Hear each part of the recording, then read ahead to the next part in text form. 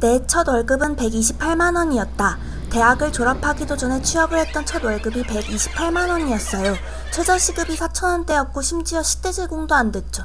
첫 취업 때 1년에 1,000만 원을 모으는 것이 목표였고 나중에 독립도 하고 혼자만의 공간을 가지는 게 꿈이었어요. 1,000만 원을 모으려면 한 달에 83만 원을 저금해야 했고 나에겐 45만 원이 남았어요. 식대와 교통비를 제외하면 30만 원. 사고 싶은 거 사고 친구들 만날 때 아끼지 않으려면 부족했고 목표를 달성하기 위해 출근 때 비가 오지 않으면 자전거를 탔고 주말에 알바를 했어요. 저는 1년 뒤에 1,000만 원을 모았을까요?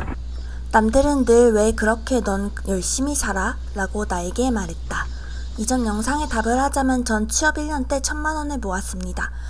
취업을 2013년 말에 해서 벌써 10년 차, 내년이면 11년 차 직장인이에요. 그럼 중간에 안 쉬었냐고요? 라고 말한다면 총 여태 직장을 다니면서 약 9개월가량을 빼고는 쭉 쉬지 않았어요. 남들은 중간에 쉬면서 여행도 가고 연애도 하고 그랬는데 20대 중반이 되니 연애도 결혼할 것도 아닌데 쓸데없이 시간 낭비처럼 느껴지고 여행을 갈 만큼 내가 여유가 있나? 이런 생각을 했어요. 그래서 늘 회사를 다니고 늘 아르바이트를 했어요. 이때 목표가 생겼어요.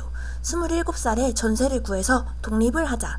저는 독립을 했을까요? 27살 여름 나는 1억 2천만 원짜리 전세를 구했다.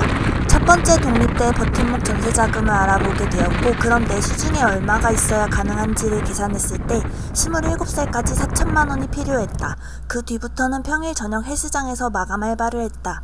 딱 27살이 되었을 때 4천을 모았고 1억 2천만 원짜리 전세를 구했다. 엄마가 조금 도와줬다. 원래는 8천이면 되겠지 했는데 치안도 좋고 방 구조도 좋고 위치도 좋은 데는 딱 첫 집뿐이었다. 27살 여름 난 첫 독립을 했다. 그럼 4천을 모으기까지 나는 돈을 한 푼도 안 쓴 걸까? 그 이야기는 역시 to be continued. 20대 첫 독립을 위해 땡땡을 포기했다. 요새 소위 7포 세대라고 한다. 연애, 인간관계, 희망, 직업, 꿈, 내 집 마련, 결혼, 출산. 여기서 제일 먼저 포기한 건 연애였다. 결혼을 해서 평생 추억을 공유할 게 아니라면 의미 없는 일로 느껴질 때가 있었고 그래서 스친 인연도 있었지만 내 것이 아니라고 생각하게 됐다.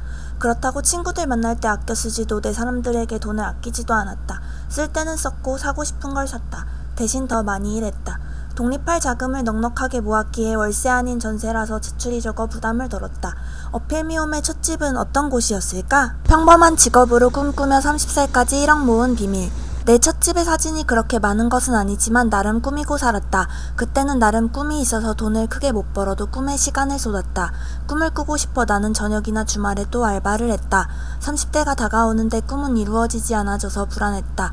돈이라도 모아두자 싶어서 닥치는 대로 일을 했다. 또 목표가 생겼다. 30살까지 1억을 모으자. 한 달에 한두 번 정도 놀고 나머지는 알바, 집, 꿈 이렇게 20대를 보냈다.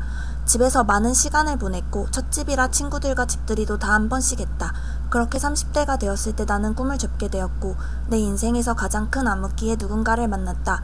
그 누군가는 누구일까? 20대 후반을 쏟은 꿈을 잃었던 30살 평생의 짝꿍을 만나다.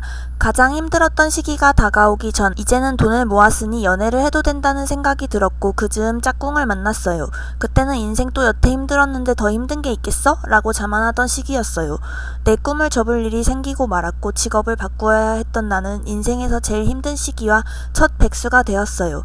백수와 연애를 하는 게 부담이 될까 조심스레 얘기를 꺼냈지만 짝꿍은 일하지 않아도 괜찮다고 해줬어요.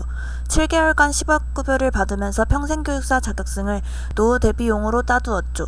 또 뷰티 블로그를 시작했어요. 간간히 협찬을 받기 시작하면서 이게 블로그와 저의 첫 만남이었죠. 실업급여가 끝나고 취업을 했고 여태 일했던 경험을 바탕으로 다섯 번째 직업을 가지게 되었어요. 저의 다섯 번째 직업은 뭘까요? 제2의 인생이라고 말하는 결혼 그리고 두 번째 집.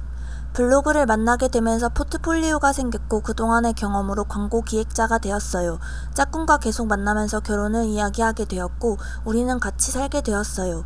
어필미홈이 처음 시작하게 된 집이자 지금도 채널에 올라오고 있는 2층 북향집은 신축이라 보기에는 너무 깨끗하고 예쁘지만 빛이 들어오지 않았고 늘 냉기가 돌았어요. 곰팡이도 많이 생겼고요. 첫 집을 구할 때 전세는 아니라 집이 없었고 깨끗해 보이기만 하는 신축집이 끌렸고 리빙 블로그가 아닌 뷰티 블로그를 하던 때라 나는 이 집에 산 가구를 10년 써야지 라는 알뜰러 본능이 발동했으나 올해 여름 세 번째 집으로 이사를 하며 현재는 거의 다 보내주었습니다. 첫 번째, 신혼집을 떠나며 집을 구할 때 유의할 점 3가지를 요약해봤는데, 집 구할 때 꼭 명심해야 할 3가지. 첫 번째, 부동산 믿지 마세요. 부동산은 세입자 편이 아닌 건물주의 편입니다. 계속 거래를 해야 수수료를 받는 구조고, 부동산은 거래에 대한 책임을 질 의무가 없다는 거 잊지 마세요. 둘째, 전세금을 계약 전 주말이라 하루 전에 줄 수 있냐. 어떤 사정이건 무슨 말을 듣던 계약일에 입금되어야 합니다. 실제 전세 사기에 많이 있는 수법이며 감성팔이에 돈 입금하지 마세요. 실제 겪었던 일입니다. 셋째, 부동산 서류에 표기된 창문의 방향 표시는 기준이 현관인 곳도 거실인 곳도 있습니다. 꼭 나침반 앱 켜서 창문 방향에 해가 드는 집인지를 체크하세요. 북향은 사람이 살아보니 사는 집이 아닙니다. 곰팡이와의 사투예요. 요 3가지는 어필미오미 집 구하러 다니면서 실제 겪으면서 꼭 말하고 싶었어요. 집 구할 때 꼭 명심하세요. 그래서 지금 어떤 집에 살게 되었냐고요?